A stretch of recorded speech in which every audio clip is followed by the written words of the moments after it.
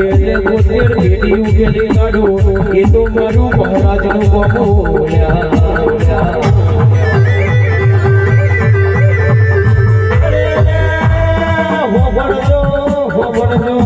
એવા છે સુગડું ધૂલતા નહીં અને દીપડું ભૂલતા